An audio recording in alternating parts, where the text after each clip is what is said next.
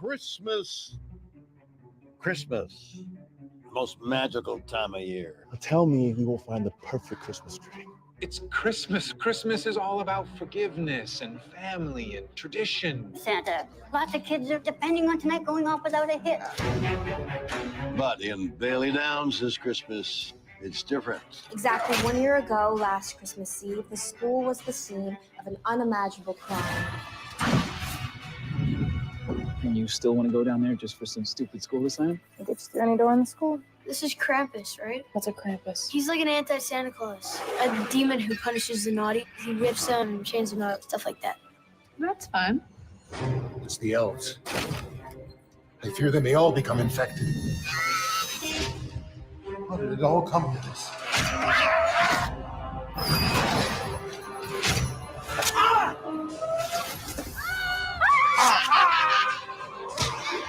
We're trapped down here, and there's a psychopath on the loose. Bring the changeling back to the forest. That ain't your son. Did you not see what he did? The atmosphere here in Bailey Downs is truly grim this holiday season.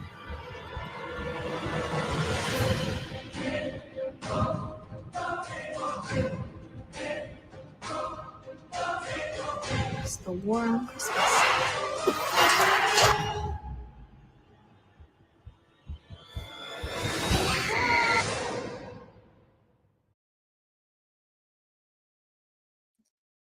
Hey up, it's Steve from that old Yorkshire geek. I'm not saying that. Wait, 2 captains of the Enterprise are in this, have they? I know William Shatner's in it, but there's another one I never noticed, to be completely honest. Oh, hang on, yes. Yes, well, no, I'm thinking of somebody else. I don't know. And Joshua Kanapki's here. Hey, hey, hey. Anyway, welcome to Friday Night Appointment with Fear. This week we're doing a Christmas horror story. I keep wanting to say Christmas ghost story, but it's not. It's a Christmas horror story. A Canadian film from 2015 or 2015, however you want to look at it. Directed by 3 people, Grant Harvey, Stephen Hoban and Brett Sullivan. It's a bit of a, what they call it, an anthology film. Where are we? Maybe it isn't it? Oh, yes. Yes, I think it is actually. Yes, I think it is. Just let me check. Yes, I think it is Admiral Robert April from Strange New Worlds. Just let me check. Oh, I forgot his bloody name now. Where are we? I think it's him, isn't it? Yes, it is. Yes, it is Adrian Holmes. Yes, it is. So yes, you're right. Two Enterprise captains in this film, and also an SG-1 actor as well. Anyway, right, where were we? I forgot what I was saying now. Oh yes, a bit of a anthology film. It's like 4 stories intertwined, but we'll get to that. I like to think of it as like a bit like a Christmas Carol. Each story there's like a ghost of Christmas past and a ghost of Christmas present and a ghost of Christmas yet to come, sort of. But anyway, that's by the by. Right, let's get on with it, shall we? Let's get on with it. It's going to be a quick one, is this? I think I'm not feeling too great today, but I'll plod on. I'm trying to say, like I said, the main star of this film is William Shatner, and like I said, the rest are just, actors that are in it. The only other person I recognised that I knew from something else was, I forgot his bloody name already, Julian Richings, who plays a character called Gerhardt. And I recognised he's been in lots of stuff, but I thought, oh, he played Death in Supernatural. But obviously now we know that there's Adrian Holmes, who's from Star Trek, and there's A.C. Peterson in it, who has been in Stargate SG-1, amongst lots of other things. But anyway. Yes, several are recognisable character actors. Yes, there are. Yes, there are. I mean, it could be a TV movie if it wasn't so gory and all that. But anyway, right, let's get on with it. By the way, I don't know why it started not full screening me. I don't know why, but never mind. Right. Let's make myself titch tiny. Down I go, and we'll get the film up, and we'll get on with it, shall we? Obviously, I'm not going to just play the film because I'll get into trouble and all that stuff. What I'm going to say, I tell you, I'm all over the place today. We're watching a series of stills. That's what I'm trying to say. But I may play the odd snippet and all that jazz. By the way, it is available in the UK at least on Amazon Prime, which I bought it on Amazon Prime. Oh, pardon me, Italian, not feeling well. I'm going to be burping. I've eaten something that's sitting and it's making me feel ill. Never mind. It's on YouTube. You can buy it on YouTube. Maybe rent. I don't know, but it is on YouTube as well. And I think it is out on Blu-ray and DVD. I might have the DVD somewhere, but I'm not sure. I buy things and I put them away, and then I forget that I've got them. So I might have the DVD somewhere, but I do have it on Amazon Prime. Right. Anyway, so off we go. Right. No, not Steelbook. No, I don't see the fascination with Steelbooks, to be completely honest. Windress says, I would not mind being a character actor. And Josh says, ditto. I would really like to get into VA. Okay, right. Off we go. Oh, I forgot to mute it. Sorry. There we go. Right, off we go. Here we go.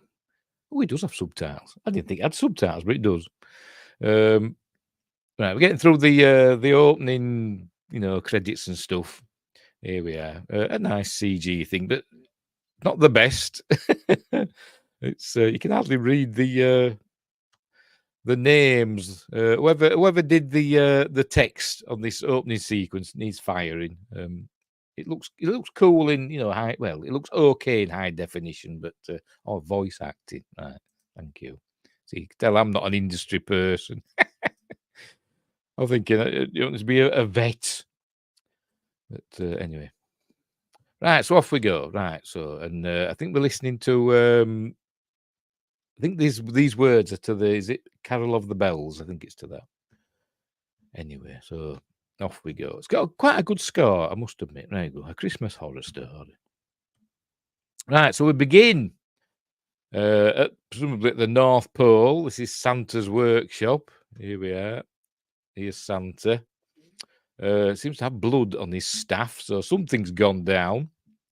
So he's talking to his reindeer.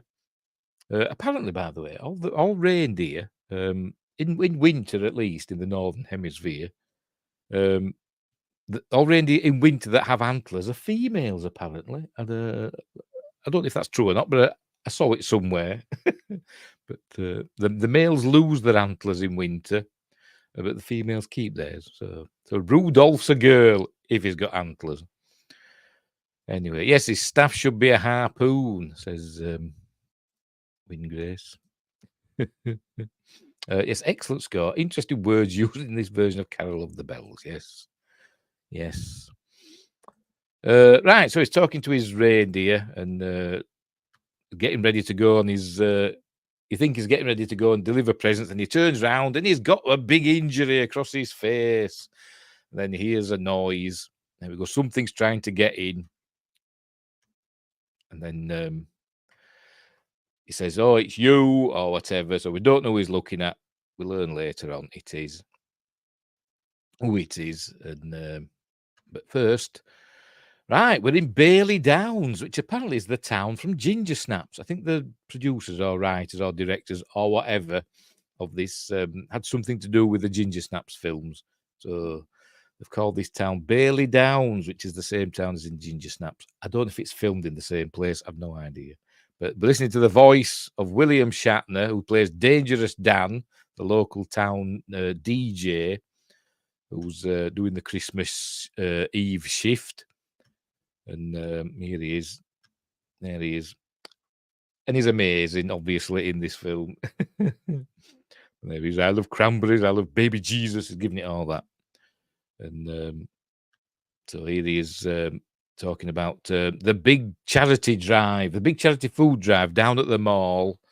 And the weatherman, Norm, is going to be going down and playing Santa as per usual. Apparently he does it every year.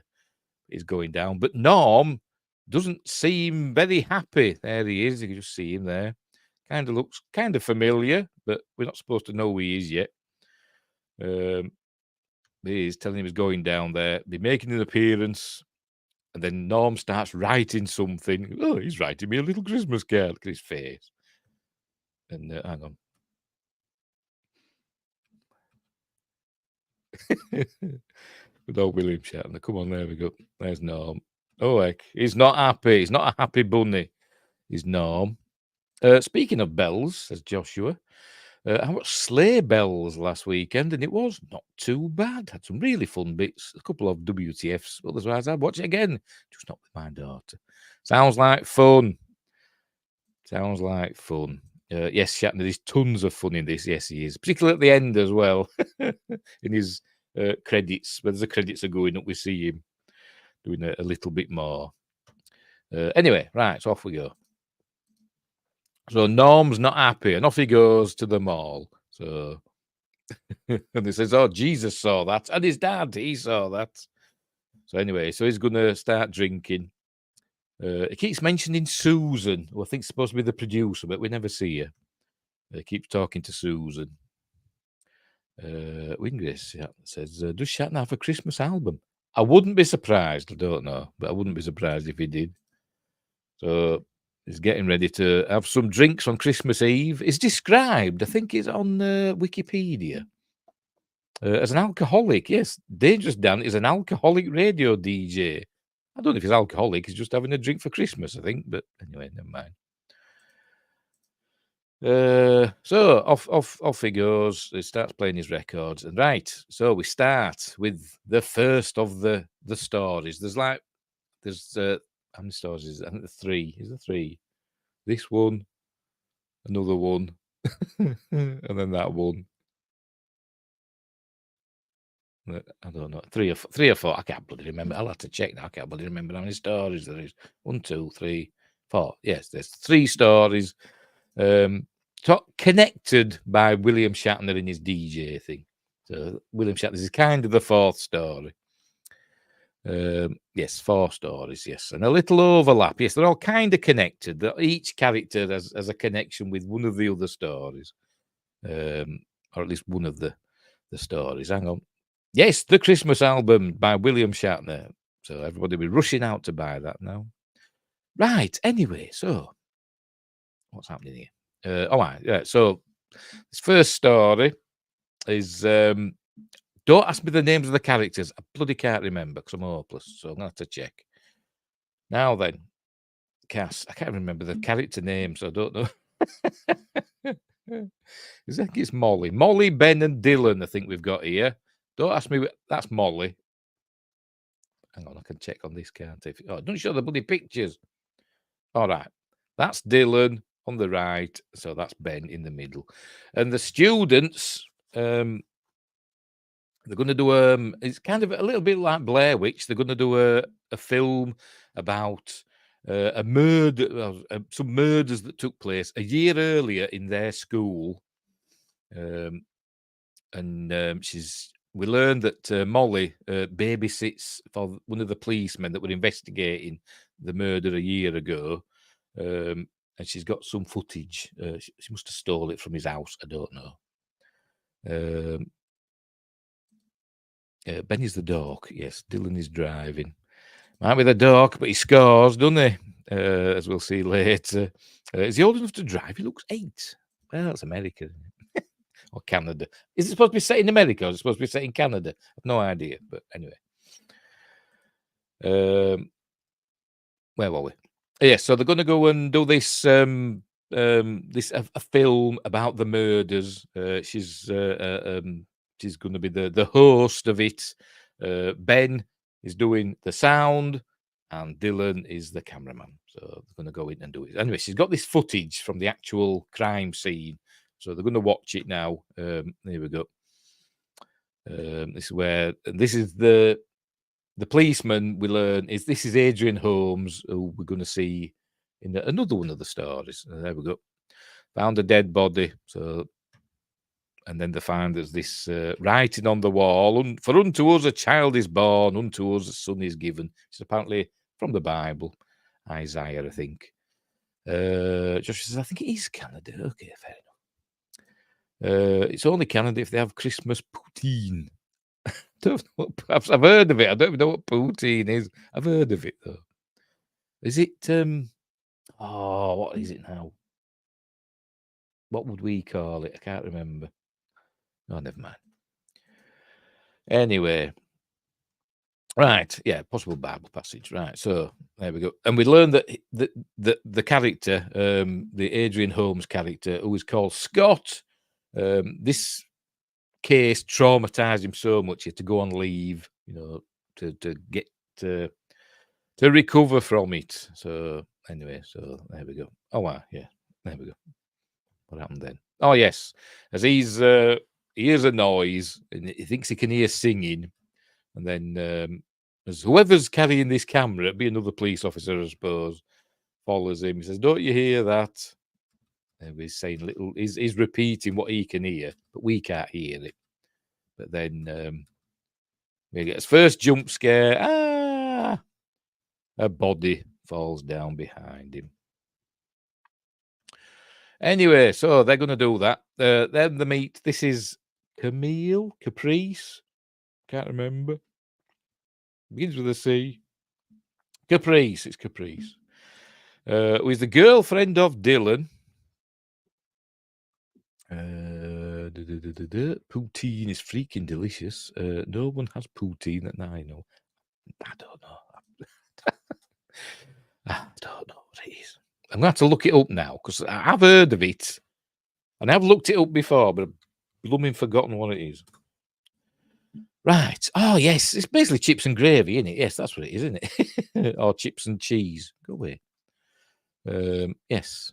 Yes. Poutine's a dish of French fries and cheese curds topped with a brown gravy. Yes, chips and gravy.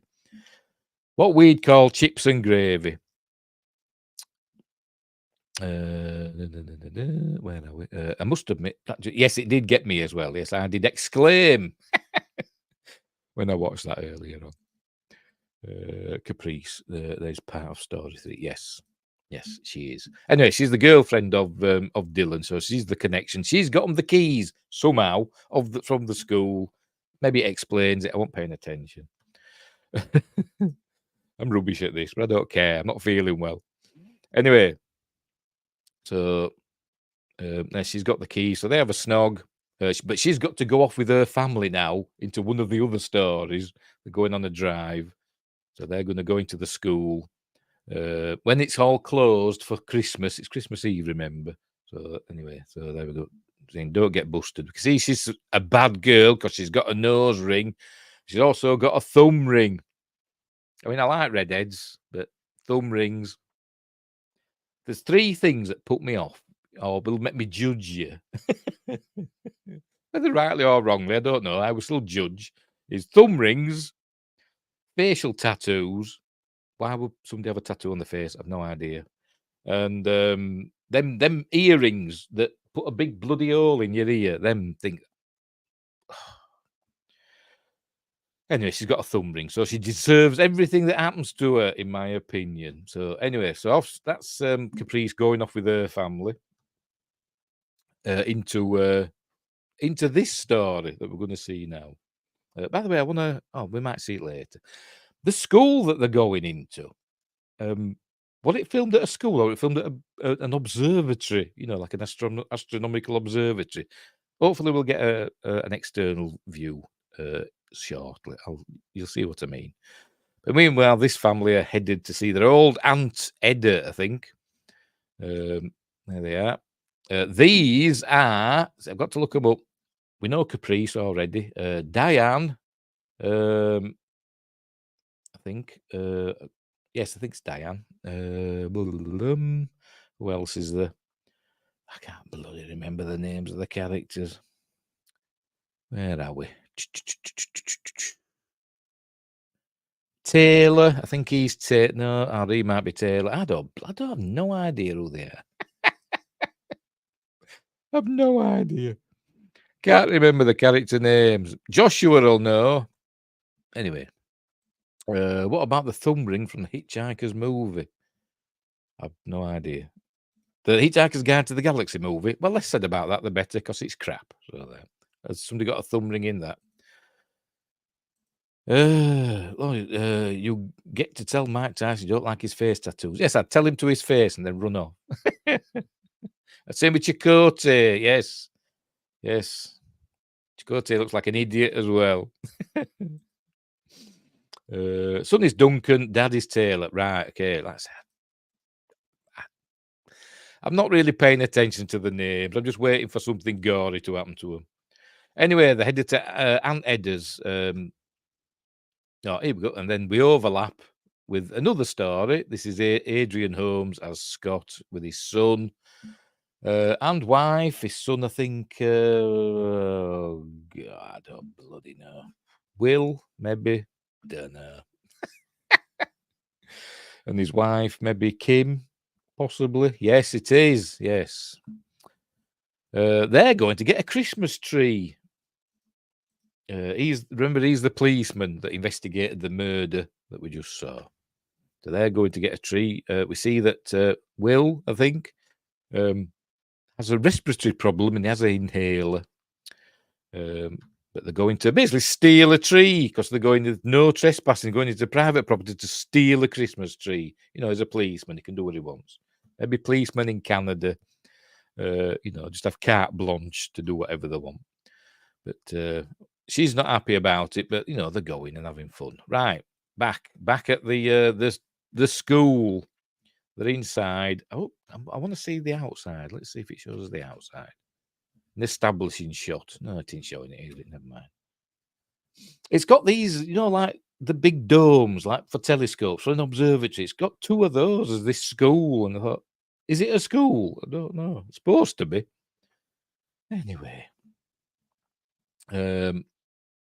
Right, so here we are. We're here at this school. He's putting a microphone on it. There we can see a picture of a nun. We see that nun later on, or a nun, but it's the same one, I don't know. But anyway, they're getting ready to begin their documentary. And there we go. She starts telling us all about it. Look, hang on. Can we see it? No, don't show it in that. Never mind. So she's talking away, doing her Blair Witch project, Heather from Blair Witch bit. And these are the students that were murdered or found murdered, memorialized on the wall. Then he hears something on the microphone, and it's the principal's on his way, so they've got to hide. So here he is coming down the stairs. So they hide. She uses the keys. Look, she's got a thumb ring. Hey, oh God, I don't know why. I just do. I mean, but anyway, so they're getting to the basement just in time for the principal. I don't think we ever see his face. Maybe he's somebody super famous. I don't know. Does it say? Principal. No, Damir Andre. I've no idea who that is. Never see his face properly. Anyway, there we go. They've got into the basement. Restricted area. No students allowed, it says on there. So here they are. They go down and start exploring. Right. Meanwhile, Caprice and her family have arrived. This is Gerhardt, played by Julian Richings. As I said, he played Death in Supernatural, but he's been in loads of other stuff as well. They're at Aunt Edda's house, her palatial house, almost. And what it is kind of a businessman, and he's just turning up because basically he wants money. He wants money off her. Obviously, she's loaded, so he wants her to invest in his, his scheme, whatever he's doing. So that's what they've turned up there for. But she's not entirely happy to see them. But anyway. Meanwhile, the kid, which is the kid? I forgot what you said. Hang on, let me check. Duncan. There we go. He's playing with a little whatchamacallit, Krampus figurine, and he deliberately breaks it because he's a little shit. Is there any sign not to put into a school? It's one telling students not to do so. If there's a sign, yes. If they tell them not to do it, they'll do it because, kids. Anyway, so he's playing with that. She tells him to leave it alone. It's very old and expensive. So anyway, but she leaves the room with Taylor, is it? Yes, Taylor, to talk about the business opportunity. And then Gerhardt comes in. She's getting a drink, his mom. And for some reason, young Duncan knows all about Krampus. Maybe he's just into stuff like that. I don't know. But here's Gerhardt talking with a German accent, yeah? And Duncan deliberately breaks it. He knocks it on the floor. And Gerhardt's not happy about that. So mother apologizes. Oh, sorry, we'll pay for that and all that. But she basically kicks him out then, does Edda. Because she knows what's coming. Right, where are we? Right, we're back at Santa's workshop now, and all the elves are working away. Joshua says, don't care about thumb rings, but not a fan of cheekers with face tattoos. What's a cheeker? No, is that a lady? I don't know. And the earplug things are called gauges. Oh, that's what they're called. Yes, they're terrible. Just leave a big hole in your ear. And when you take them out, you look like, I don't know, an idiot. But, if it's what you want to do, fair enough. I'm not, I'm going to judge you because I don't like them. So I'm going to call you silly. But, it's up to you what you do, isn't it? I'm not saying you shouldn't do it. Duncan probably knows because he's edgy. He's a little shit. That's what he is. He's not edgy.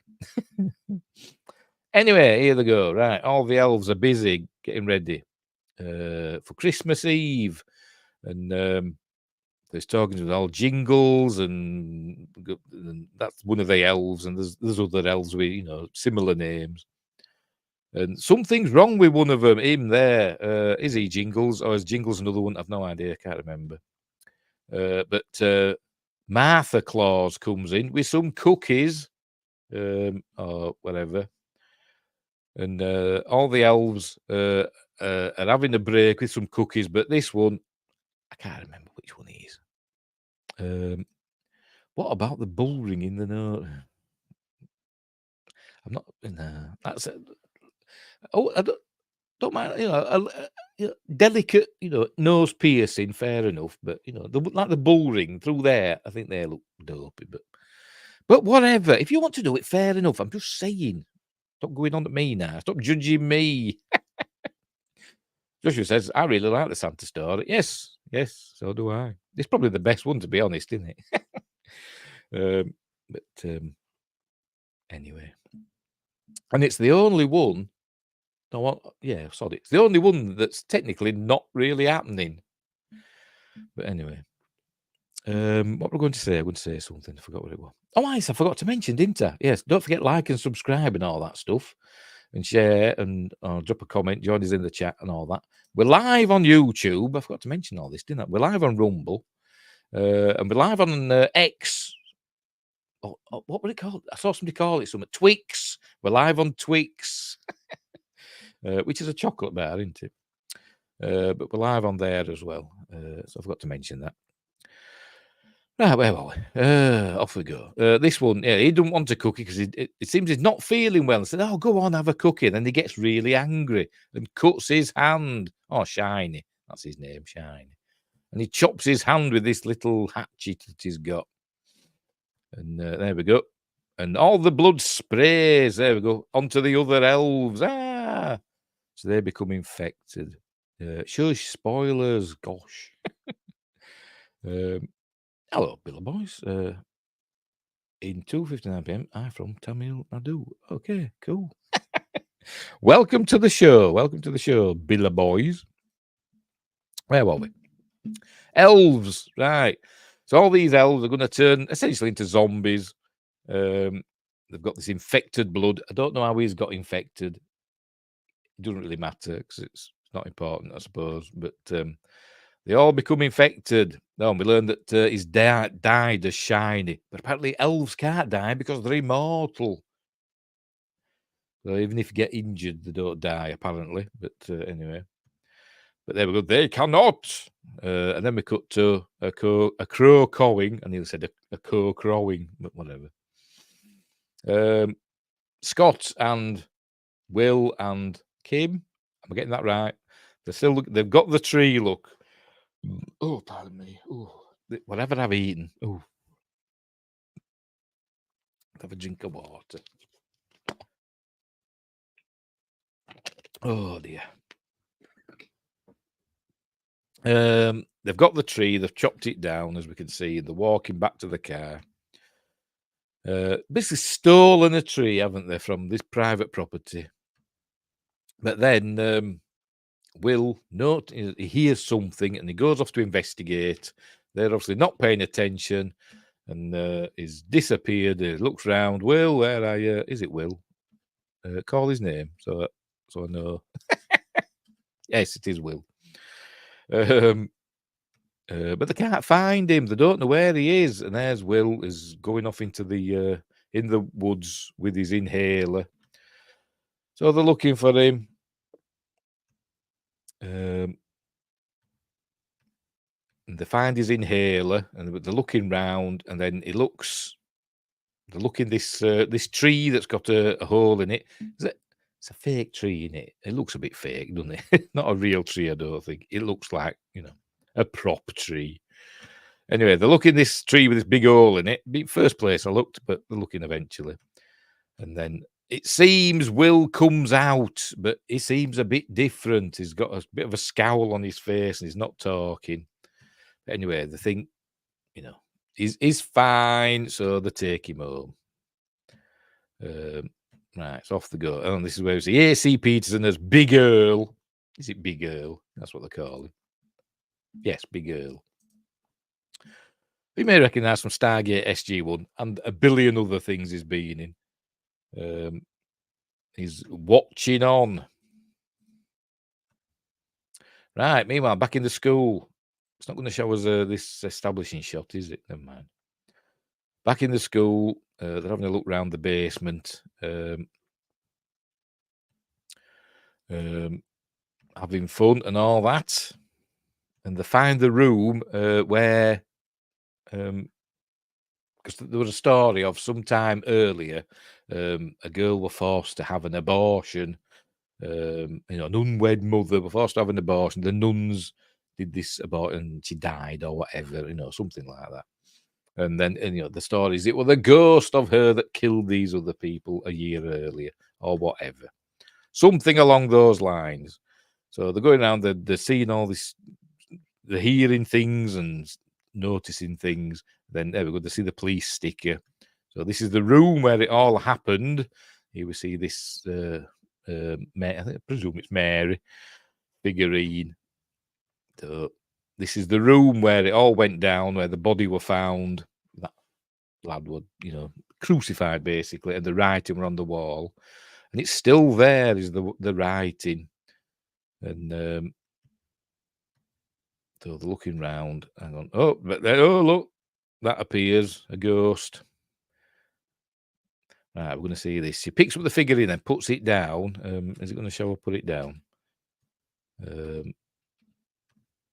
Hang on. There we go. She puts it down, and then as we watch, its eyes start bleeding. A year later, the police tape is still up. Apparently so. They're not allowed to go in there. I suppose it's not used. It's down in the bowels of the school, innit? So it's probably a room that's not used anyway. So it's from the old days of the school, isn't it? Anyway. Right. Who's this? Oh, it's them. They're driving away now. She's booted them out as Aunt Edda. Told them to go. So they're heading back home. So they're not very happy. But they see something. Something makes them crash the car because he's talking away, not looking where he's going. Here we go. And they're all bloody miserable. Most people in this film are bloody miserable, by the way. It's not a feel-good Christmas film. Come on. He's right, he's talking. Not looking where he's going. Then we see Krampus run across the road in badly composited in. But there he is anyway. But obviously they skid out of control, and the car won't start again now. So they're stuck out in the middle of nowhere. Police are busy stealing Christmas trees. Yes, can't be bothered to clean up the tape. Yes, yeah. Because it's a one policeman town. It's Bailey Downs. That nearly rhymes. Right, so they're stuck out there in the middle of nowhere. The car won't start again. But anyway, meanwhile, back at the school, she's carrying on a documentary. So it kind of goes a bit found footagey here. She's standing at the very spot where Connor was found crucified a year earlier. And over here, Jenna's mutilated body there that's hanging down. So, yeah, she's asking how it's doing. All right, this is where he sees the writing. You can still make it out. And then he hears something. So anyway, so they decide they're going to leave now. They're getting spooked, but they can't get out. None of the keys work for some reason. You know, they work to get in, but they won't work to get out for some reason. Don't know why. Definitely a lot of Nays great people. Yes, the Nays is. Are you Scottish? He's Nays great. Hey. Yes, a lot of misery guts in this film. Anyway, so they're trapped in the basement. So they're wondering why don't they just kick the door in? There's two strapping lads there. Why don't they just boot the door? But anyway, you know, because they could be stuck in there for over a week. Apparently, the school's closed for over a week and a half, I think they say. But they're calling out. Nobody can hear them because they're alone. So anyway, by the way, they're getting. She says they're getting a signal on the phone, which I thought, you know, at least they're mentioning that they've got these, you know, as you call them, cell phones. We call them mobile phones, and they have got a signal. She's saying they've got full bars, but nothing's happening when she dials. So at least that is referenced, which is cool. And he says the same with his. Right, so we're at the what they call them now. I forgot the name of the characters. Peters, the Peters residence. Scott, Kim, and Will. Kind of reminds me of the building from Child's Play. Remember that? I don't think it is, but it just kind of reminds me of that. It's a similar shot. But Joshua says, in fact, I'd say Dylan and Caprice are possibly the best of the main characters. I don't know. I don't think Caprice is particularly nice, but anyway, I don't like any of them, to be honest. Do I? I'm trying to think now. Apart from William Shatner's character, Dangerous Dan, I'm trying to think if I like any of them. Ben's not too bad. He seems a decent young man. Yes, as far as morality goes, yeah. But they all get the comeuppance, don't they? So I think Ben maybe is the one that's the one that seems like a good person who's just ended up in the wrong place at the wrong time. And obviously Kim, Scott's wife, she's all right, isn't she? But anyway, yes, Ben kind of blows it, doesn't he? Yes. But anyway, so here we are. We're at the Peters residence. Here they are. Got the tree up. Decorating it is Scott. Will is sitting on the couch. He says, "Smile, Will." So he forces himself to smile, then immediately goes to his grumpy, "What you talking about, Will's face?" Anyway. Dylan got wronged. Well, I don't know. You know, he kind of... I don't know. Which is Dylan? Dylan's the... they were driving, the cameraman. That's Dylan, isn't it? Is it? Yes, it is, yes. Anyway, whatever. Kim is a terrible wife. I won't say that. She's doing her best. She's doing her best. Anyway, right, so he helps his dad do the tree. So they're sitting there and he's apology. He's saying we're going to have fun and all that, blah blah blah. Hey, next up, Will is eating spaghetti and meatballs by the looks of it, and he's shoveling it in. And apparently he's had 2 servings. They tell him to slow down. He's going to give himself an upset stomach.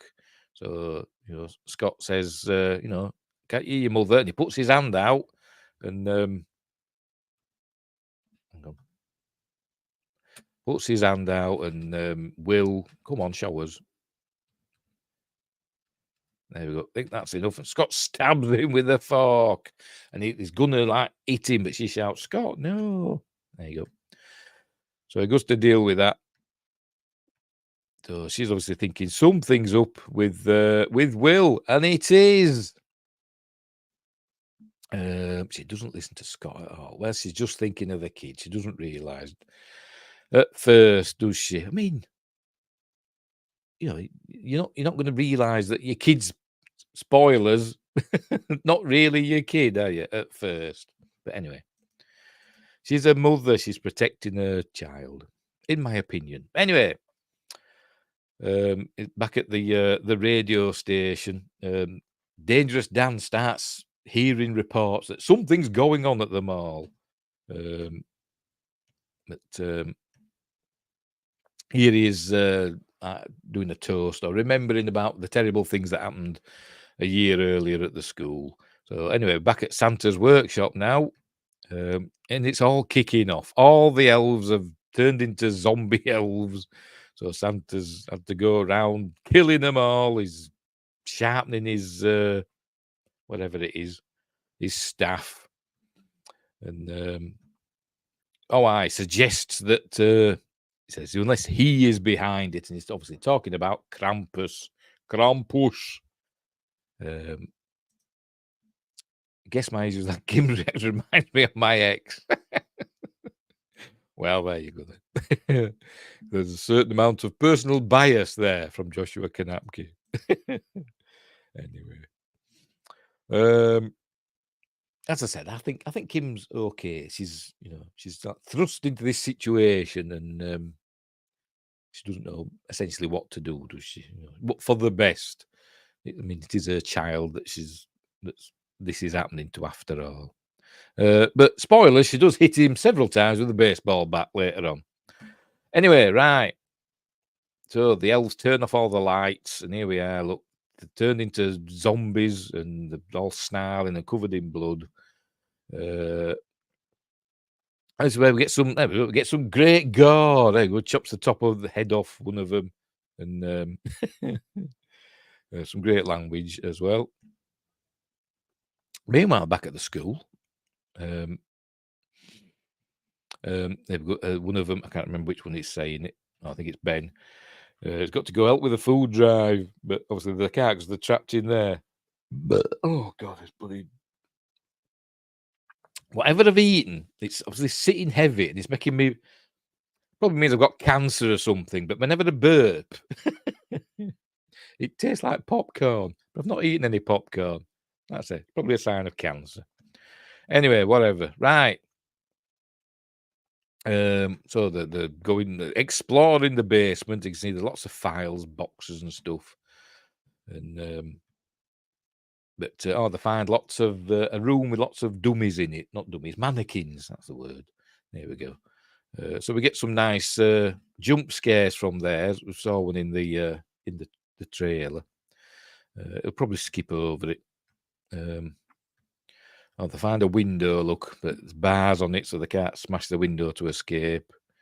I thought they were in the basement. And I was expecting more to happen with these mannequins, to be completely honest. Maybe it does. Maybe I just didn't notice. I thought they should move or something like that, or turn the heads or something, off camera, like that one. It should do it. Maybe it does. I've not noticed, but it should be. It's looking that way, and then they cut to something else, and when they cut back, it should be looking straight at camera or something like that. But I don't think it does. What's he doing? Oh, he's Dylan's banging on the pipes and stuff, trying so people know that they're there, but obviously it doesn't work. Right. And she's saying, you know, they'll notice that 3 kids are missing, so they'll go looking for them. Apparently, nobody knows that they're there apart from Caprice, and she's out of town and having her own problems shortly. Anyway, so they have a sit and a think. They found some candles, by the way, so that's lucky. Are we going to get the jump scare now? I think we do in a minute. Oh, he's found something to keep young Molly warm. Is it going to show it? See, I thought something would happen with these mannequins, but it doesn't. Not that I noticed, anyway.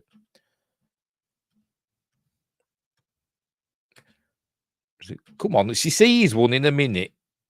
Anyway, yes, Dylan has got some what they call them, candy canes. There we go.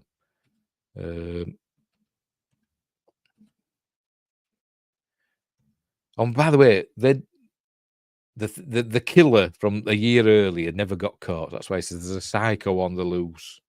Anyway. So they're stuck in there. So anyway, Dylan's going for a wee. He needs to use the bathroom. So off he goes looking. And she sees like a weird mannequin face, and it's skipped over it, I think. I can't remember exactly where it was. You saw it in the trailer. All covered in blood and stuff. But the skip function's stupid. That's why I'm playing little clips to see if I can find it. It's not, I don't know, because I can't remember exactly where it was. It's in this bit somewhere. Whatever. Right, so he's going to find the bathroom. There we go. Caprice will know something's up. There we go. When Dylan doesn't call her. So they're hoping that Caprice will tell people where they are, which I think, which is a fair enough assessment, isn't it? Subverting expectations, Steve. I'm spoiling it. Anyway, he starts hearing things again on his headphones. But Dylan's having a wee. And he hears a noise. And he's going washing his hands. And I thought something was going to appear behind him, but I don't think it did it? I don't think it did. But they can hear it. I think it's singing, I think. So he goes running back. Oh, yes. And starts freaking out. There's Molly. There we go. She's having some sort of seizure. So she's essentially now being possessed by the spirit of the young girl. Has she got a name? I don't know.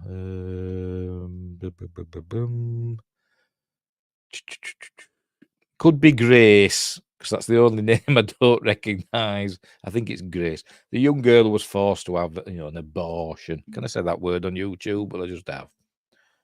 Anyway, so she's having a bit of a fit, but then she soon comes out of it. Then we cut back to the Peters house, and Kim's having a shower. A gratuitous shower scene. Actually went on a bit too long, to be honest, for me, but never mind. She gets out, she has a dry, starts drying herself, and then she turns around and sees Will standing there.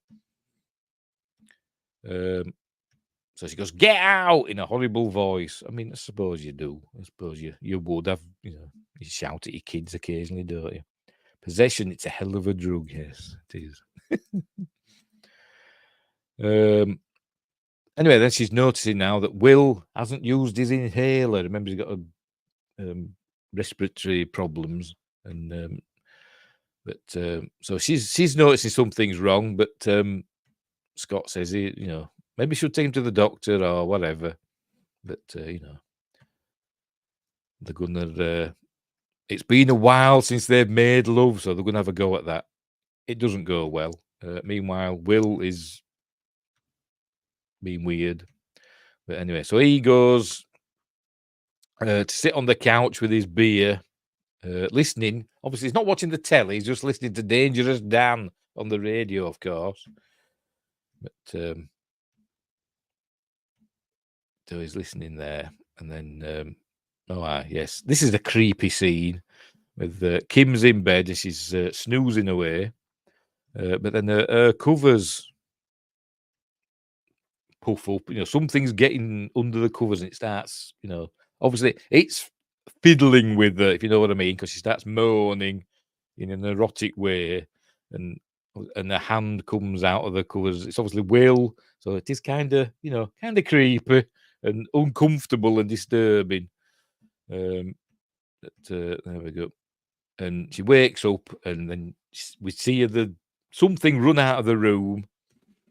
But she goes to check, and he's still asleep, but the window's open, so she goes and shuts the window. They like the cold, I think. Whatever he is. Right, this is the other family, with Caprice and all them. They're walking through the woods for some reason. The car's brought down. I think they're trying to head back to Aunt Edda's. I think that's what they're trying to do. So they're walking through the woods, and Taylor, the dad, gets hit with something. Something comes flying through the trees and injures him. Where are we? Where is it? Here we go. As they're walking along. There you go. Oh, there we go. It's the Krampus's chains. One of Krampus's chains. Speaking of the Cop family story, have you all seen The Hollow Child? No, don't think so. No, it doesn't ring a bell. I've seen The Hollow Man, Kevin Bacon. I don't think I've seen The Hollow Child. It sounds familiar. Maybe there's been a Doctor Who episode or something called that. I don't know.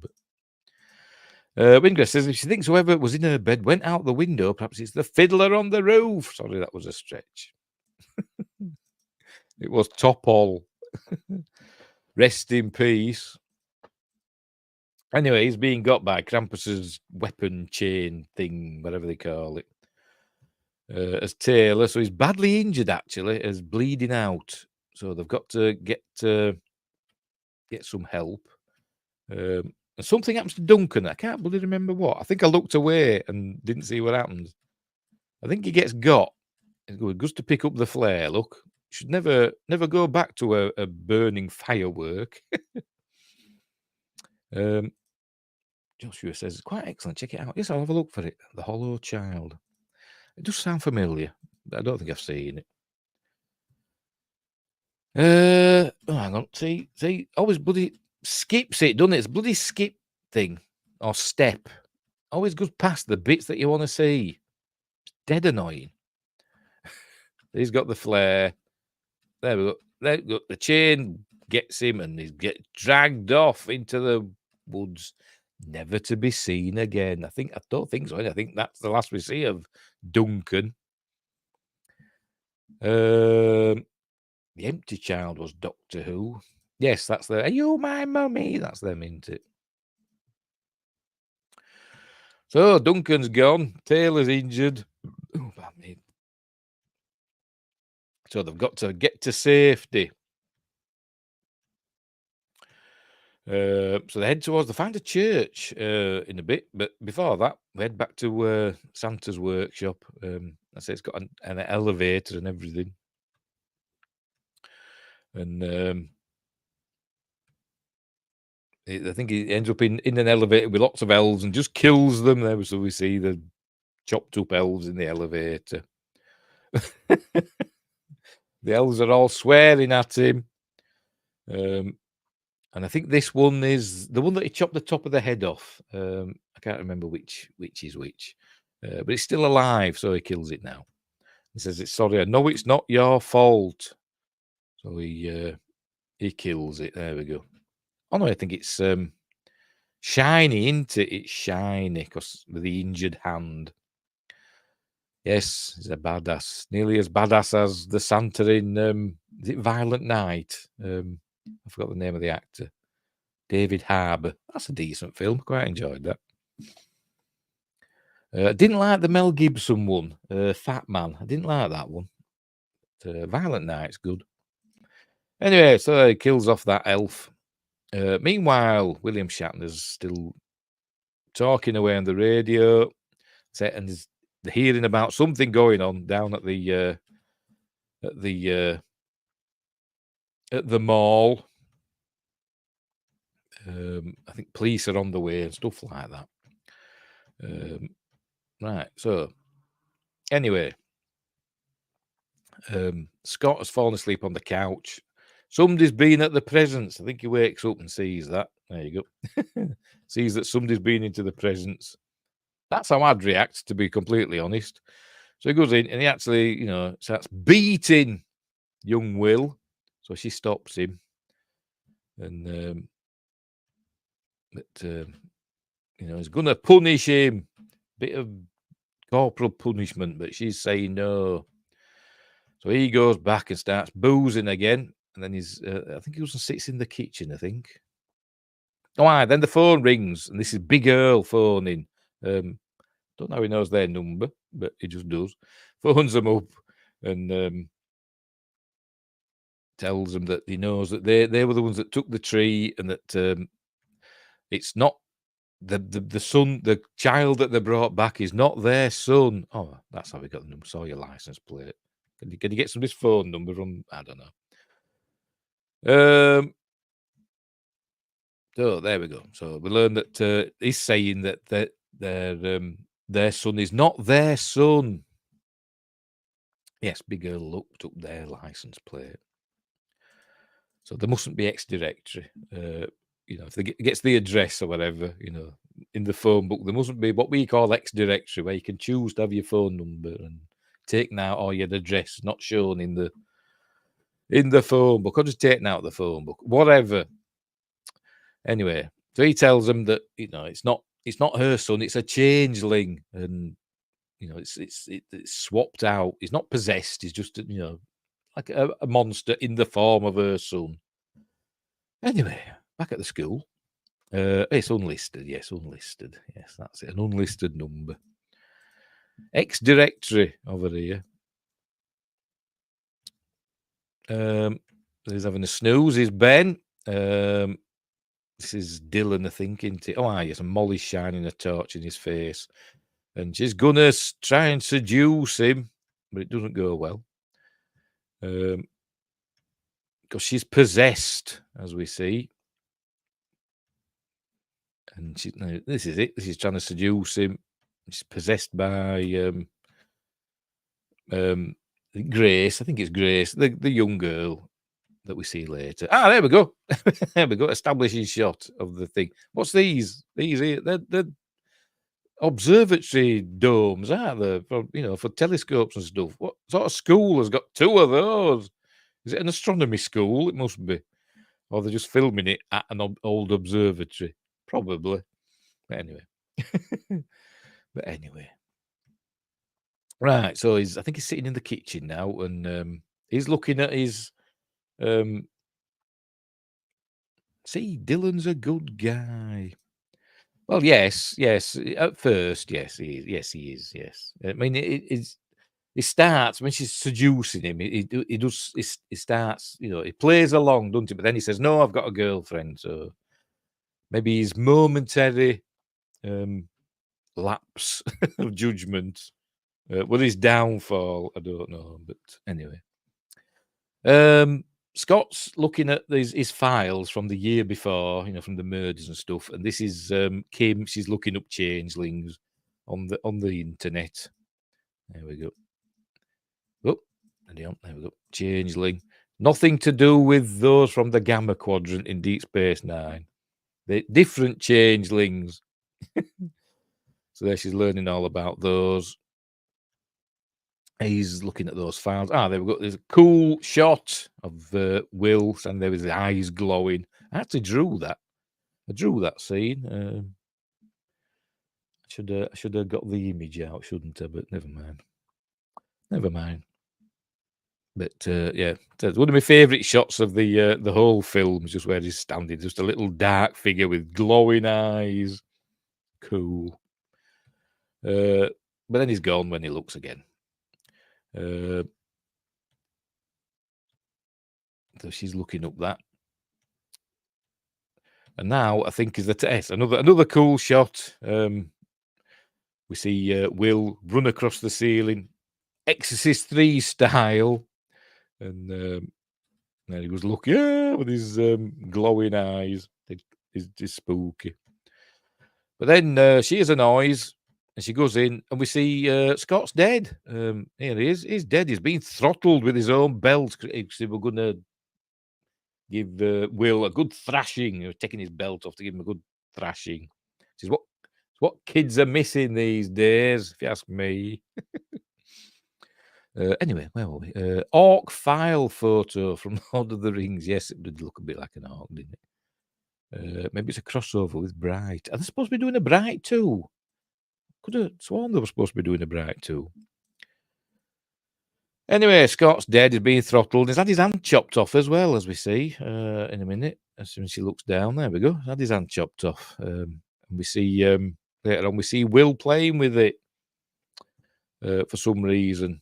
What's happening here now? Oh, yes. This is Caprice and her mother and her dad who's bleeding out. They hear a beastly roar, so Krampus is after them. But they find this church in the middle of the woods. So they go inside. I don't know if it's supposed to be an abandoned church or what. I don't know, but it's very clean, so I'm guessing it's not. I think they put that on hold after the slap, possibly. The slap heard around the world. It's been long enough now. Give him work again. Feel sorry for him more than Will Smith, to be completely honest. It's his wife that's, the horrendous one, in my opinion. But anyway. Right, where were we? So anyway, so they barricade themselves in the church. It doesn't last long. But there it is. So they're wondering what to do. We've got to find Duncan. They don't. I just don't think they do. But it gets in. This is Taylor. We have to confess our sins. I think they'll be there a while. Did it actually kill Bright too? Did it? Oh, right. Okay, fair enough. Fair enough. Although he's doing Iron Legend too. Yes, that's been in the news, hasn't it? We'll see what happens. Right, so he's saying he can't move. He can't, he's lost too much blood. He says, I won't see sunrise or whatever. And was it Etta? I was saying Edda. Why was I saying Edda? Maybe it's just the way they say it. Oh, this is where we learn yes, they're absolving themselves, they're confessing. So I can't remember what's up with them. But Caprice says she steals things. She's a bit of a what they call it, kleptomaniac. She steals things. She can't help herself. So that's her saying that. Duncan was innocent, and Caprice says, "No, he won't." You ever wonder what happened to all our pets? As I said, he's a little shit, isn't he? Anyway, yes, we'll see what happens. Windgrace, king of puns. Oh dear. Right, so anyway, she looks a little bit like. Hang on, let's find her. When is it? Oh, I could see it. There we go. A little bit like Elizabeth Olsen, isn't she? Scarlet Witch. Little bit. But not enough to get me hot under the collar as I do with Elizabeth Olsen. But anyway. He's talking about how he's millions of dollars in debt or whatever. His company, is not earning any money. Anyway, so they're broke, basically. He did everything for, he gave up everything to keep his family in the, he's in tons of debt to keep his family, in their quality of life, how they are accustomed to. That's what I'm trying to say. And so he's massively in debt. But then Krampus's chains come through the window and drag him out, Sleepy Hollow style. And that's the last we see of Taylor. There you go, Taylor. Were he named after Taylor from Planet of the Apes, Charlton Heston? Possibly. Duncan, worst of all in this film, had rightly got what he deserved. I think they all did pretty much. Pretty much. So he's gone. So they hide in, I think it's a confessional booth, isn't it? I think that they're hiding in. But Krampus comes in, he's looking round. We can hear him clomping about. And then Capri says, I can feel something, on my leg or whatever. So there we go. And then they look down, she uses a light on her phone, and we see his tongue, CG tongue. It's, I suppose, fair enough. It looks all right, I suppose. So she stabs it with that, whatever it is. Is it a tire iron? Is that what it is? A crowbar or whatever. Stabs it with that anyway. So they've got to run for it. And she says, run. And she basically, Diane, sacrifices herself so Caprice can escape. There goes, Mom. But he's got her as... there he is. As Krampus. Here he is, Krampus. Played by Rob Archer. So let's look up. Rob Archer is a Canadian actor and stuntman, known for his roles as Bruce in Lost Girl, Krampus in A Christmas Horror Story, and Knox in Ant-Man and the Wasp. Oh, right. Cool. To be honest, I thought he was a wrestler because he's got a wrestler's physique, hasn't he? But anyway. So there he is roaring at her and killing Mom. Meanwhile, back at the school, Ben's still asleep. Molly comes and she's going to seduce Ben. And here we go. Doing that. Seducing him with a bloody thumb ring on. That's why I don't trust people with thumb rings. That's what I say. So she plonks him in the chair and starts, straddles him, You know what comes next. There we go. So they do the deed as the mannequins look on. I think that's a girl, man. A female mannequin meant to look like what is the name of an Austrian. Won Eurovision, a transgender Austrian singer that won Eurovision. Looked like a woman, woman's dress and all that, but full beard. Anyway. As the mannequins watch, they do the deed. Looking at him evilly. And then she kind of zips himself up. And then she kind of comes out of her trance and she says, what have you done to me? He says, what did I do to you? And all that. And then they hear a noise and they go running. And in a minute. No, we'll come back to that. They hear a noise and they go and look for Dylan. And we find him. Anyway, she's on the phone to Big Earl again. She's got the baseball bat. She says, Scott's dead. What do I do? And he says, you got to bring it back here. But you've got to basically sneak up on it because it can't feel threatened. So that's what she's going to do. This is where she beats her son several times with a baseball bat while he's playing with Scott's severed hand. Sorry, they don't show Eurovision over here. Only the Will Ferrell movie. Never mind. You've dodged a bullet. I actually like Eurovision because it's, it's campy fun. It is.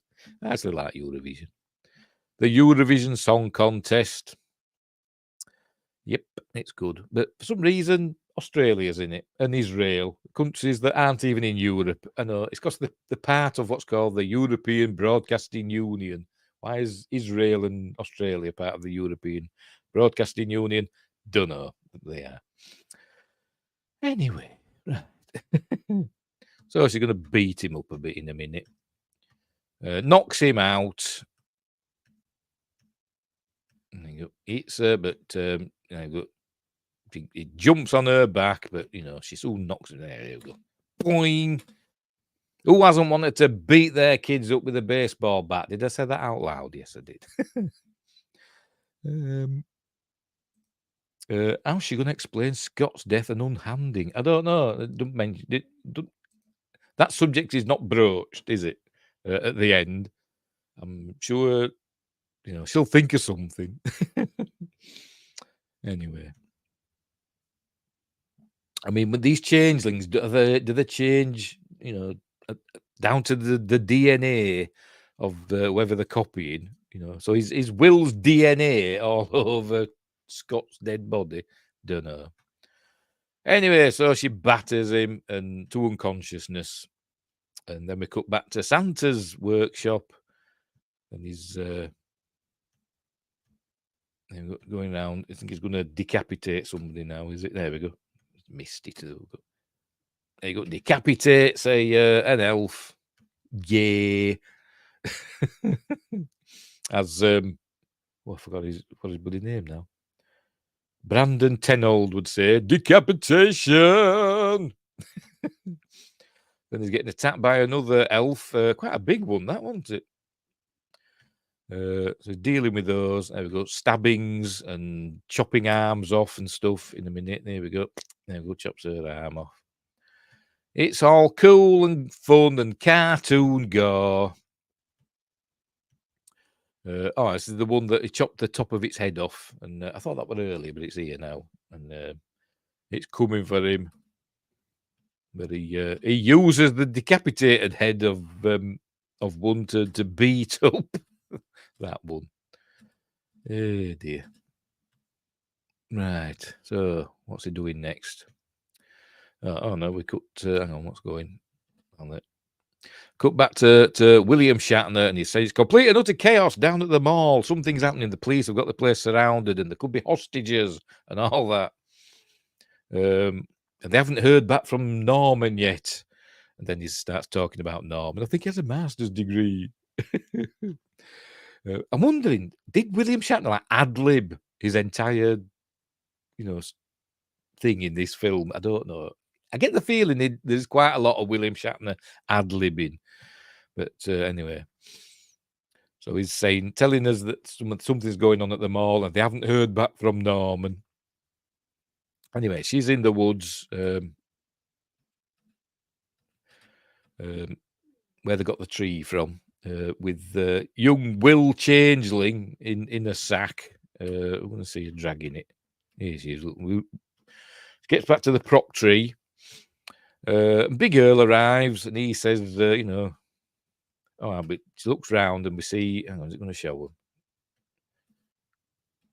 Looks around, we see all the other changelings in the woods. Is it going to show us? We see she's got a, presume it's Scott's gun. Come on, show us the other ones in the trees. Not for crying out loud. Does it a minute, honest.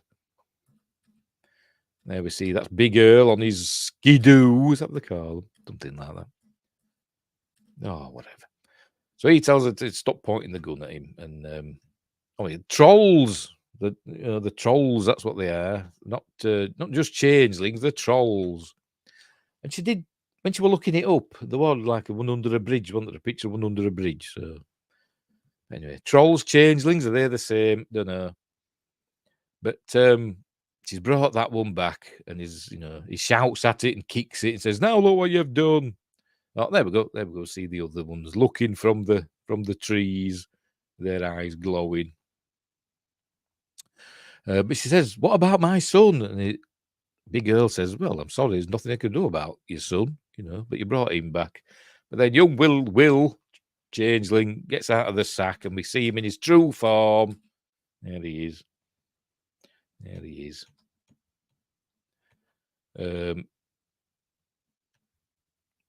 And she says, give me back my son. And he raises his shotgun. There's Big Earl. So she shoots him. I'm going to go past it, Hunter.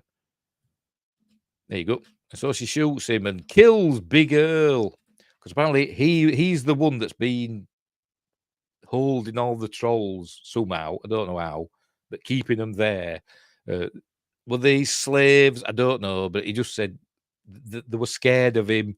And he was basically their keeper, I suppose. And now she's killed Big Earl. So all the trolls are free.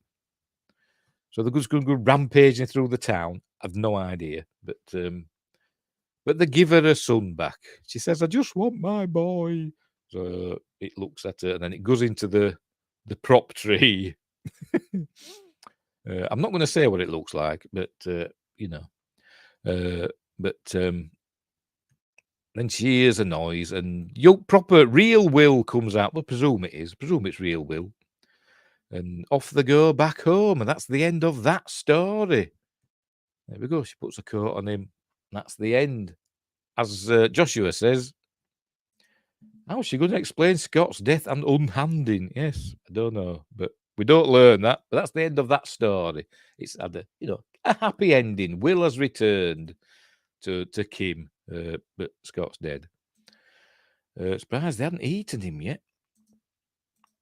Yeah. Anyway, yes, surprised they hadn't eaten Will. Yeah. Maybe they're just saving him for later. Might be their winter lad. But anyway, right, what happens next? Where are we? Oh, we're back with Ben now, back in the school.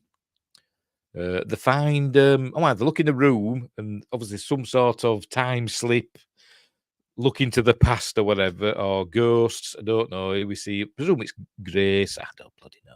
And the nuns giving her the backstreet abortion, I suppose you could say, but close the door on her. But then they find Dylan's body is dead, and there it is with the crucifix smashed in his eye. With cool using the light from the camera or whatever to cast a cool shadow just to show us that that's the crucifix. And obviously, the intimation is that Molly's killed him. Seriously, go check out The Hollow Child 2017. Very cool. Yes, I'll look for it. I'll type it into me Google, and then it's there. Hollow Child 2017 film. There we go. Just looking. A troubled foster teen works to expose a dangerous supernatural imposter. No, I don't think I've seen it. Was it on Tubi? Maybe it's on. It's on Plex. I do have Plex, so I could watch it on Plex. It might be on Amazon Prime. I'll look it up. Oh, excuse me. Oh no, it's on. It might be on Shudder. It says Amazon Prime subscription. Let's have a look. See what it says. Oh no, it is. No, it's included with Prime. It's on Prime. Yes. Hang on. What's that? Sir? What's it take? Oh no, that's taking me to. Oh no, that's in America land.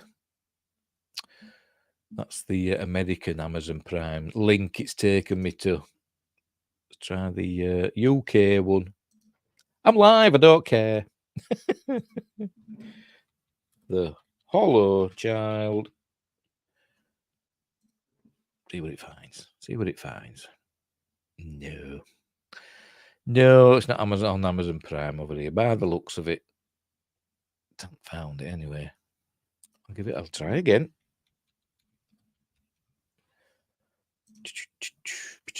No, unless it's got another name. Don't know.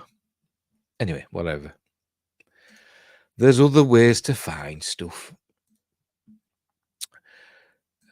For the child is hollow, and I have. Never mind. It probably won't end well. No, it's not going to end well. Anyway, Dylan said no, and Grace didn't like that. Yes. She crucifixed him. Except it's not a crucifix, is it? Because I haven't got Jesus on. She got cross. Anyway, so Dylan is no more. Then they start hearing noises. And I think the writing appears on the wall again in blood, for a child is born unto us and all that stuff. There it is. Appeared on the wall again. And she gets possessed again. There we go. In a minute.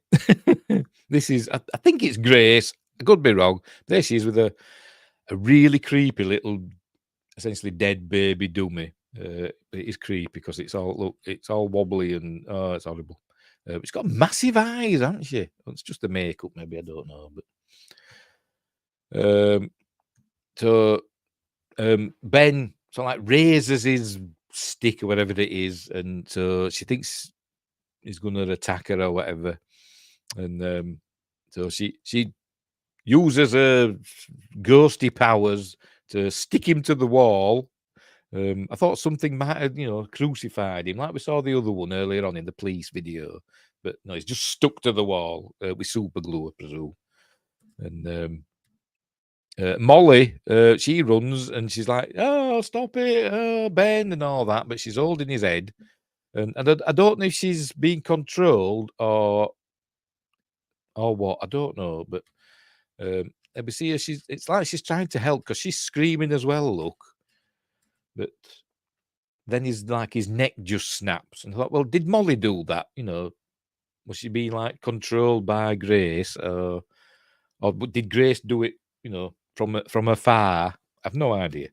But Ben dies anyway, as we see in a minute.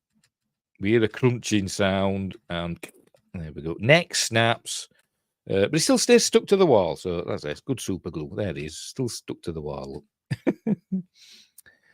Don't cross your eyes, or they'll stay that way. I've never been able to cross my eyes. Never been able to do it. Because I'm weird. I'm not of this planet, I think. I think I'm an alien or something. And she goes gliding over. Yes. We also learn somehow she knows, does Molly, that she's now pregnant with Ben's baby.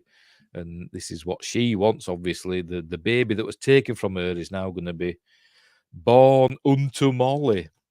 There we go. That's what she's doing there. And the door opens, and the presumably possessed now form of Molly goes out. The door opens to the basement by itself, and she goes out singing a hymn, Christmas hymn. I forgot which one. Anyway, she goes out singing that, and that's the end of that story. So she'll obviously go home, I presume, have a baby, and other stuff will happen later. Meanwhile, back at Aunt Etta's house, we see she's got a big crucifix on the front door. Caprice arrives. It's all locked up. She can't get in. So she's running around. She can't find her way in. But then Krampus catches up with her. And what happens? Yes. She sees. Hang on, let me see if I can find it. There we go. There's all this paraphernalia behind her. I don't know what it is. Some sort of sled or something like that. And there's a big metal pole. There we go. She picks that up. I don't know. Some sort of stuff lying about. She picks up this big pole and skewers Krampus through the neck, and it goes out through the back of his head. So he's like roaring and stuff. Anyway, she gets all action hero, girl bossy now. And picks up, there you go, picks up a little can of gasoline, chucks it over him. And, oh, God, bloody popcorn burps. And then she happened to have a lighter. I don't know what, maybe it was shown earlier how she got this lighter, but I don't know. But luckily, she's got a lighter. And she sets fire to it. Hang on, there we go. There you go. It does the thinking, I'm an action hero now. I've got to have some sort of finishing catchphrase. There you go. And she throws it, and it lights the snow because I know she'd thrown petrol, but would that happen? I don't know. But there you go. Sets Krampus on fire, and as he's burning, he transforms. As it's not showing us, he changes. It's ready. Oh, for crying out loud. Show us. There we go. Changes into Gerhardt. Is it Gerhardt? Am I getting that right? Where is he? Yes, Gerhardt. Changes back into him. So he was Krampus. And apparently, the Christmas demon is a demon. A demon is a spiritual being. It will possess the body of somebody who has lost all their Christmas spirit and all that. So that's why he became Krampus, because he were angry over the kid, Dylan, whatever, breaking the figurine. So he turned into Krampus because of that. I think if that happened every time somebody got angry at Christmas, there'd be lots of Krampuses running about, wouldn't you? But anyway, never mind. Anyway, she gets inside somehow. Presumably, Aunt Etta opens the door then and lets her in. And so she gets cross with her. She gets cross with Aunt Etta, saying, you knew that Gerhard were going to turn into Krampus. So you sent us all away knowing this were going to happen. And then you sent him out as well, knowing that he were going to turn into Krampus and hunt us down. And then you barred the door. You put the cross on to keep Krampus out. And you knew this. You did it all to save your own old ass, she says. So she gets cross. That's where she's telling her all about Krampus possessing, people that have lost the Christmas spirit. There you go. Gerhardt's anger let it in. So she's telling her. She is getting cross with Aunt Etta. There you go. So she says, all right, no. So she's going to turn into Krampus now and get Aunt Etta, look, for some reason. And it seems like she wants to, doesn't she? Oddly enough, I don't know why, but Aunt Etta's going to cop for it. You've been a bad girl, with a demonic voice. And then we see old Krampus back again. Here he is. Bless him, he's back. He's back. So he gets Aunt Etta. And there we go. Scream, raw. And then Aunt Etta's dead, isn't she? And that's the end of that story. And that's it now, isn't it? We just got to finish up now with Santa Claus and his elves. She wants revenge for Etta, basically offing her own family, essentially, yeah. Yes. Or leaving them to the slaughter to save herself, wasn't it? That's my secret, Aunt. I'm always Krampus, yes. Well, she's now, isn't she? So what, will she just turn back into a normal person now, once she's got rid of Etta, and she won't be angry anymore? She'll just turn back into Scarlet Witch again. I don't know, but anyway. Meanwhile, Dangerous Dan's back at the in his booth. There we go. Police are telling people just stay away, and there may be hostages and all that. They don't know what's going on. They don't know, what's happened to Norman. But it's looking a bit worse for wear now, isn't it? Then we cut to Santa Claus.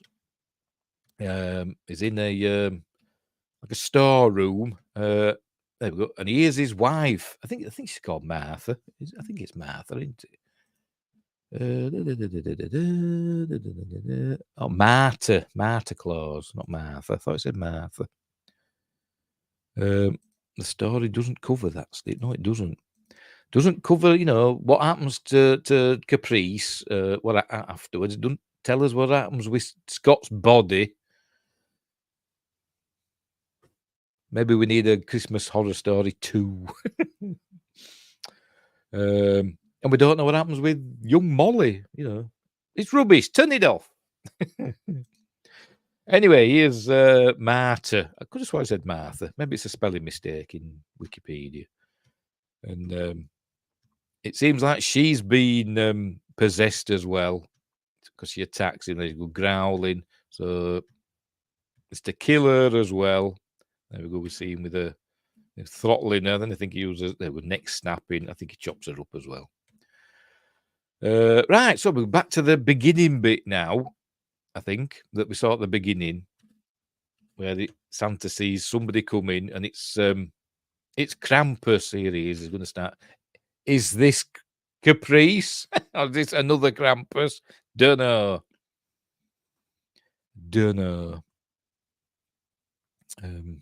A second one of these and a second trick or treat. Yep, that's similar in its trick or treat, and another Krampus. Anyway. So they're going to fight now in a cool way. He win with his chains, and Santa Claus with his his staff and his axe, and he's going to get Krampus, and he chops off one of Krampus's horns. Hang on, spoilers. There we go. And then Krampus says, "Don't kill me." And then we see that it's actually this fella. It's Norman. Santa is Norman. We all knew that, didn't we? We all could see that coming. But Santa is Norman. And it's not at the North Pole. He's at the mall, and all the elves is being killed, the people that work at the mall, or people just there at the mall. So there we go. So this is what's been happening. It's where we see that his wife, or just a woman at the mall, that is murdered, and it's showing that Norman's angry, and we see him getting ready to be Santa in the bathroom. He was, banging his hand, showing how angry he was. And he's saying, "Right, it's time to go." And then we cut back to where he's just, he thinks he's Santa, you see. And then we cut back to where he's going to kill Krampus. And then there's more lights, and it's the police have arrived, but he's just seeing more, whatevers that he's got to kill. So he raises his axe. Oh, hang on, I've gone too far. There you go. Raises his axe, and they just blow him away. Canadian police, I thought they'd talk him down. I thought Canadian police were supposed to be nice. And why aren't the Mounties? Why aren't they in red with big Mountie hats? Don't know. Anyway.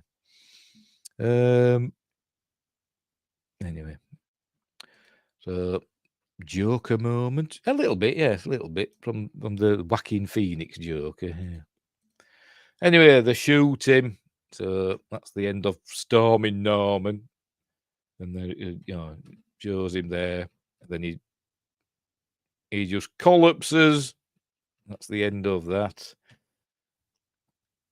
And then we hear dangerous dancing. Are we cursed or something? Why does stuff happen in this town? Not only, stuff happening at Christmas, but people turning into werewolves in ginger snaps and stuff. There's also another one in there. There's another, what is it? I've seen it. Hang on. Is it in, where is it? Where are we? Trivia. The film takes place in the fictional town of Bailey Downs, which is where the Ginger Snaps films take place, as well as the name of the suburb where the Allison clone in the Orphan Black television series takes place, which I've not seen. This was intentional, as the filmmakers were responsible for the Ginger Snaps films, and director John Fawcett is one of the creators of Orphan Black. Director John, I didn't see John Fawcett's name. Directed by Grant Harvey, Stephen Hoban, and Brett Sullivan. John Fawcett there. Maybe he's a producer or something. I don't know. Anyway, whatever. So, I say, obviously, bad things happened in this town. And we pull away. And then there's credits, but then we cut to, there we go. Dangerous Dan saying some more things. People are phoning in. And he's on about the magical dark forces out there. And I think he's ad-libbing here, and he talks about Asians, and he goes, "I did say Asians, didn't I? Not Orientals. Am I allowed to say that anymore? I don't know." And I say it's funny. Can we listen to it? Can we listen to it for a minute? Or will we get a copyright strike? Let's have a look. I mean, a film like this should be copyright free, shouldn't it? Horses out there. People wake up. It's a beautiful season. It's light and it's dark and it's yin and it's yang. For our Asian friends out there, and you know who you are. Yeah, I said Asian, right? I didn't say Oriental, right? Well, I don't know. You tell me which is offensive. Good old Bill. Good old Bill. The legend. So there we go. Anyway, that's the end of the film. So that's all he does. He just does that, and then we cut to the it says Merry Christmas. There we go, and that's the end. So anyway, so there we go. And also a nice little bit at the end. By the way, we have this song. There's like a punk version of whatever happens there. A punk version of Jingle Bells or something. And then we do another version of Carol of the Bells, and it sounds amazing. Near the end, I think it's this one, isn't it? I'll unmute it again. And it like builds up like crescendos and it sounds amazing, you know, through a good sound system and that.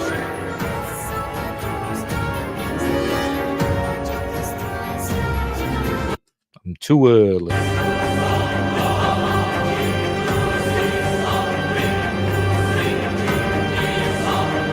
Anyway, it's amazing. I think it is anyway. Who did the music? Who did the music?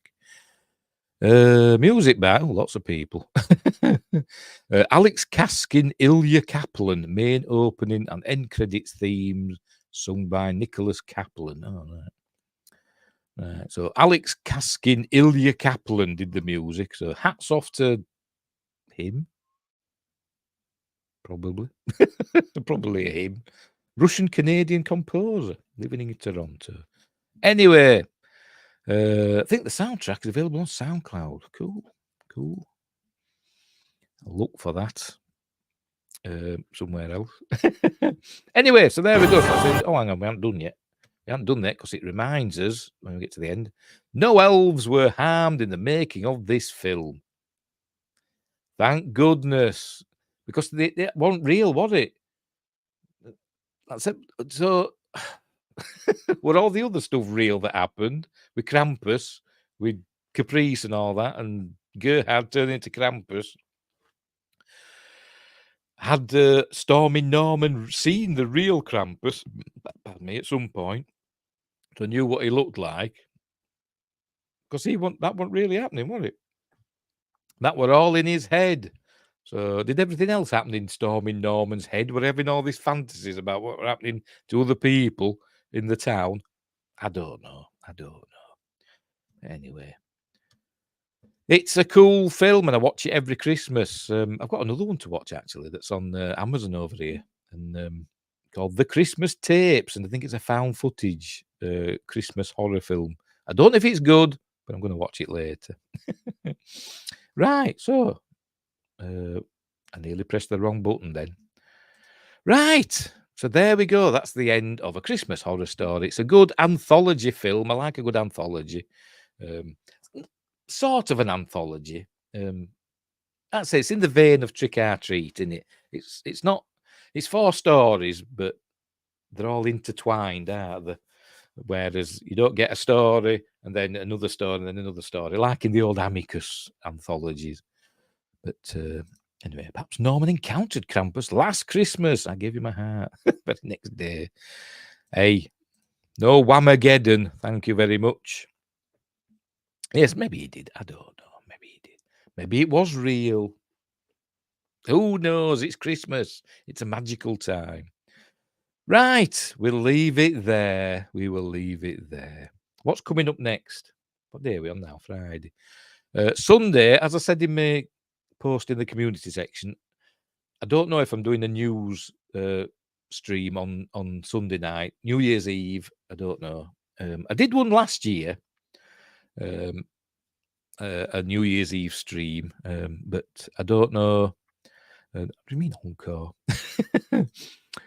I don't know if I'll be doing one because I may have guests or a guest or whatever. I don't know. I don't know what's happening. But at least my mate might be calling up. He says, I'll see if I can come up. So fair enough. Or he might not. I don't know. We will see. So if it doesn't come up, I'll be doing a live news stream. I'll dig some news stories out and I'll stay on until midnight here anyway. No, it won't be midnight over there in America, but I'll stay until midnight and see the new year in and all that in the UK. If I don't get my guests, which I may not, I don't know. We'll see. But if I don't, I'll be back on Monday. Happy New Year, first off. And I'll be back on Monday, January the 1st, with The Time Machine on Magnificent Mondays. Is The Time Machine from 1960. And then next Friday's Appointment with Fear, I think, is Gremlins. I think. Yeah, I think it's Gremlins. Yes. No, it isn't. No, it's not. The Magnificent Monday afterwards is Gremlins. I haven't decided what next week's Appointment with Fear is.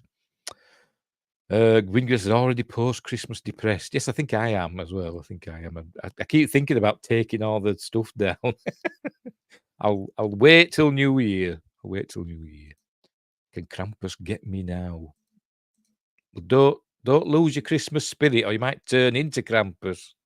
Anyway, let's get rid of that. So it's annoying me. Sorry. It's not doing it now. Bloody does it when I don't want it to. There we go. There we go. Get rid of that. Just bear with me. I'm just doing things on the other screen. There we go. Right. I'm the wrong button. Sorry. I meant to remove. Why did it? Oh, never mind. Stop screen. That's what I'm looking for. Right. Don't ask that, Wingrace. Stay jolly. Yes, got to stay jolly. There's a horror movie called Bloody New Year. I'm not surprised. I'm not surprised. I haven't seen it. There's a horror film for every holiday, isn't there?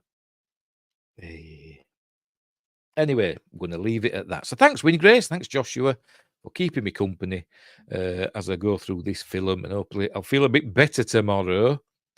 And I won't have my popcorn burps. Who else popped in? Somebody else popped in, didn't they? I forgot, Billy Boy or something. Billa Boys, there we go. From Tamil Nadu. Is that in India or Sri Lanka or somewhere like that? I think it is. Flag Day. I don't know what that means. I don't know what that means. Anyway, so, right. We'll leave it there. We'll leave it there. Yes, right. So I'm going now. So thanks for watching, wherever you are. Don't have nightmares. Happy New Year. Hang on, where are we? Oh, by the way, Wingrace, have you watched Rebel Moon yet? I was on the EBN live stream earlier on. Well, I wasn't on it, but I was watching it earlier on the Echo-based network, and they were dissing Rebel Moon and getting me quite cross, actually. So I left. I didn't watch it after that. A lot of people don't like Rebel Moon for some reason. I don't know why. Honestly don't know why people don't like it. But Doomcock likes it, and Retro Nerd Girl likes it. So that's two. Anyway, right. Anyway, so I'll leave it there. So, thanks for watching. Don't have nightmares, wherever you are. Until next time, if I don't see you before, Happy New Year. Have a great 2020 start to 2024, if I'm not back on New Year's Eve. And if I am, I'll probably be by myself anyway, because you'll all be out celebrating, I suppose. But anyway, bye. Hang on. No, he hasn't watched it yet, but I'll get to it soon. I enjoyed it. Right. Flong on.